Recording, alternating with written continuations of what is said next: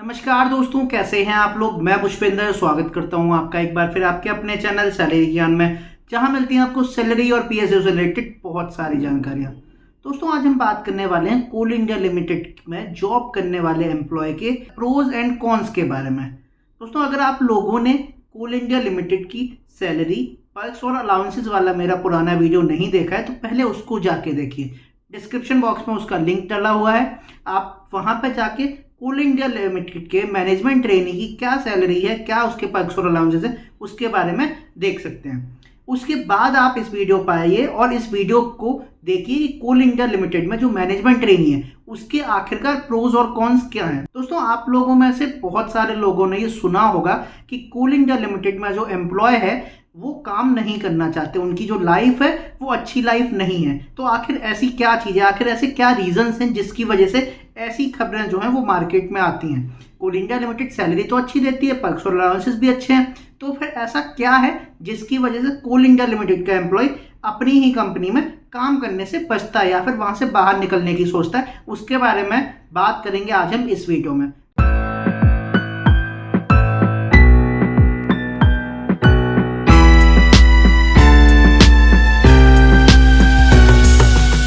कोल India limited के pros के बारे में मैं आपसे बात करूं, उससे पहले मैं बात करना चाहता हूं कोल इंडिया लिमिटेड के कॉन्स के बारे में।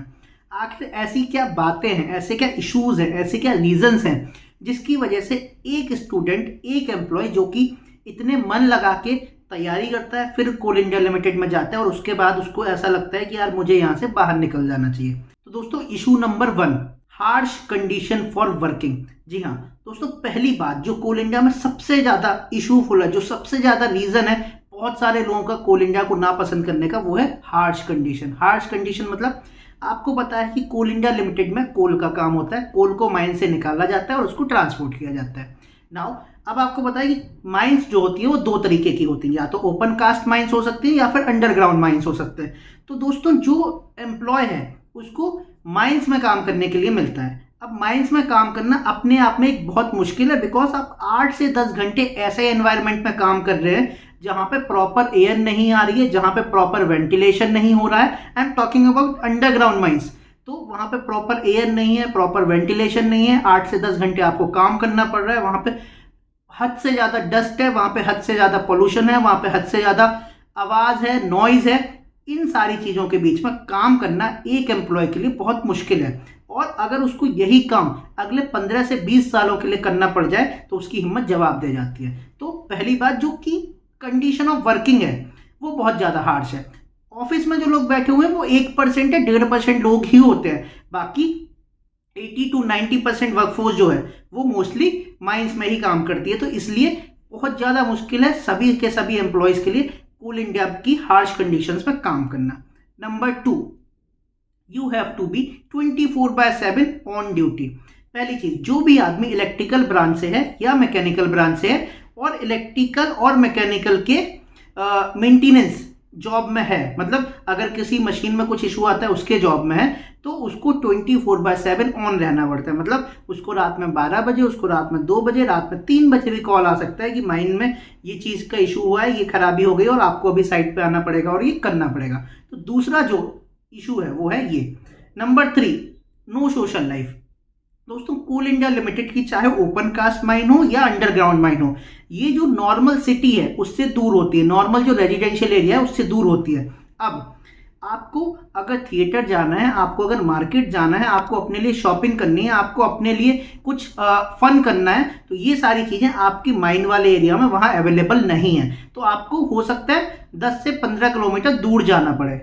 अब ये दूर जाना हर एक एम्प्लॉय के लिए पॉसिबल नहीं होता, बिकॉज ट्रांसपोर्टेशन का बहुत ज़्यादा इशू होता है। जो माइंस है वो ऐसी जगह पे होती है जहाँ पे ट्रांसपोर्टेशन या फिर नॉर्मल ई रिक्शा, टैक्सी, बस, ये सारी चीज़ें नहीं चलती हैं। दूसरी चीज़, अब जब आप ऐसी जगह में काम कर रहे होते हैं तो आपके जो परमानेंट दोस्त हैं, मतलब जो जिनसे आप मिल रहे हैं, वो वही लोग हैं जो कि माइंस में काम कर रहे हैं। तो अगर आपके साथ कोई नए लोग नहीं है, अगर आप किसी के साथ सोशल गैदरिंग नहीं कर पा रहे हैं, तो आदमी को इश्यूज होने लग जाते हैं। Human is a social animal, और अगर उसको सोशलिटी नहीं मिलेगी तो उसके लिए बहुत मुश्किल की बात है। अगर आपको 8 से 10 घंटे माइंड में ही काम करना पड़ रहा है और उसके बाद भी आपकी कोई सोशल लाइफ नहीं है, तो बहुत ज़्यादा मुश्किल हो जाती है। और यही वाला काम 15 से 20 साल करना मतलब out of the league. Number four पे मैं बात करने वाला हूँ very less office man power के बारे में। जी हाँ दोस्तों, आपको पता होगा कि कोल इंडिया एक सबसे बड़ी एम्प्लॉय जनरेशन वाली पीएसयू है। कोल इंडिया में लगभग 3 लाख लोग काम करते हैं, लेकिन उन 3 लाख लोगों में से जो ऑफिसर्स की संख्या वो सिर्फ 20 से 25 हजार ही है। मतलब आपको एक बहुत बड़ी वर्कफोर्स को मैनेज करना है। मतलब यहाँ पे मैं बात कर रहा हूँ मैनेजमेंट ट्रेनी की। मैनेजमेंट ट्रेनी मतलब ऑफिसर मतलब आपको एक बहुत बड़ी वर्कफोर्स को मैनेज करना है। इस वर्कफोर्स को मैनेज करना अपने आप में कठिन काम है, बिकॉज इतनी कम मैन पावर होने की वजह से आपके पास स्ट्रेस, आपके पास टेंशन, आपके पास काम, आपके पास लोड इतना ज़्यादा रहेगा, प्लस आपको सारी की सारी वर्कफोर्स मैनेज करनी है। तो ये सारी जो चीज़ें हैं, too much work, too much stress, too much hard working conditions, तो ये सारे के सारे इश्यूज हैं। Number 5, not good environment. Coal India में अगर आप बात करें तो माइंस का जो एनवायरनमेंट होता है वो बहुत अच्छा नहीं होता है। आपको लंग्स डिसीज, रेस्पिरेटरी डिसीज, आपको अच्छा पानी ना मिलना, अच्छी हवा ना मिलना, पोल्यूशन में 24 घंटे घिरे रहना, ये सारी चीज़ों की वजह से आपकी जो हेल्थ है उस पर बहुत ज़्यादा इम्पैक्ट पड़ता है। जब आप 15 से 20 साल बाद बाहर निकल के आते हैं माइंड से, या फिर आपको ऑफिस में पोस्टिंग मिलती है, तो बॉडी कई बार मैनेज नहीं कर पाती है, बॉडी कई बार रिस्पॉन्ड नहीं कर पाती है, प्लस आपके जो इश्यूज हैं, जो हेल्थ इश्यूज हैं, वो इतने ज़्यादा बढ़ चुके होते हैं कि आपको बहुत ज़्यादा दिक्कत होने लग जाती है। तो ये है इशू नंबर 5। नंबर 6 पे बहुत सारे मिसलेनियस इशूज हैं, जैसे कि पुअर स्टे अरेंजमेंट। अब जहाँ पे आपकी माइन है वहाँ पे आपको कोई बहुत ही बढ़िया 5 स्टार होटल तो मिलने वाला है नहीं। वहाँ पे आपको जो स्टे अरेंजमेंट किया जाएगा वो कोल इंडिया की तरफ से किया जाएगा, और उनका जो स्टे अरेंजमेंट है वो कई बार बहुत ज़्यादा पुअर होता है। दूसरी चीज़, आपके बच्चे हैं वो अगर आप उनको फैमिली के साथ रह रहे हैं तो ये बहुत बड़ा इशू आपके लिए बन जाएगा कि आपके बच्चे पढ़ने कहाँ पर जाएंगे, खेलने कहाँ पर जाएंगे, बिकॉज सोशल लाइफ तो आपकी है नहीं। नंबर 3, आपकी जो वाइफ है अगर वो वर्किंग है तो उसके लिए और ज़्यादा इशूज़ है, बिकॉज आपके साथ रह के तो वो वर्क नहीं कर पाएगी, क्योंकि आप ऐसी जगह पे रह रहे हैं जहाँ पे नेटवर्क नहीं है, जहाँ पे बीएसएनएल नहीं है, जहाँ पे एयरटेल नहीं है, जहाँ पे जियो नहीं है, जहाँ पे नेट आता है कभी कभार आता है, तो बहुत सारे इश्यूज हैं। तो ये सारे इश्यूज कोल इंडिया के इश्यूज हैं, जिसकी वजह से एक मैनेजमेंट ट्रेनी जो है वो चाहता है कि मैं कोल इंडिया से बाहर निकल जाऊँ। ठीक है, ये तो थे इशूज। अब हम बात करते हैं प्रोज के बारे में। दोस्तों, अगर मैं कोल इंडिया के प्रोज की बात करूँ तो नंबर वन है परमानेंट गवर्नमेंट जॉब। दोस्तों, आज के समय में जहाँ पे कि हर एक बड़े से बड़ा पढ़ने वाला, चाहे वो एमबी किए हुए हो, चाहे वो एमटेक किए हुए हो, चाहे वो पीएचडी किए हुए हो, चाहे वो कोई सी भी पढ़ाई की हो गया, उसके लिए जॉब निकालना बहुत मुश्किल होता जा रहा है। उस समय पे अगर आपको कोई एक परमानेंट जॉब मिल रही है, अगर आपको कोई एक अच्छी जॉब मिल रही है, तो इससे ज़्यादा बड़ा प्रोस आपके लिए कुछ नहीं हो सकता है।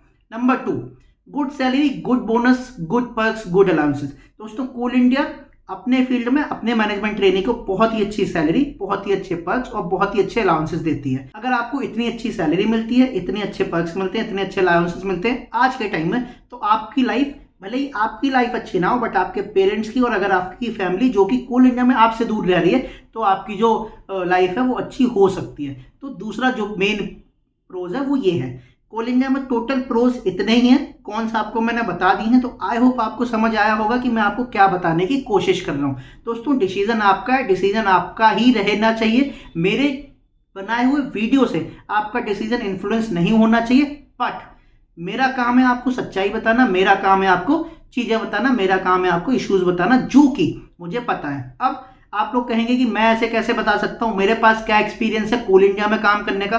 तो दोस्तों, मेरे पास एक्सपीरियंस नहीं है कोल इंडिया में काम करने का, लेकिन मैंने बहुत सारे लोगों के कोल इंडिया के रिव्यूज़ पढ़े हैं।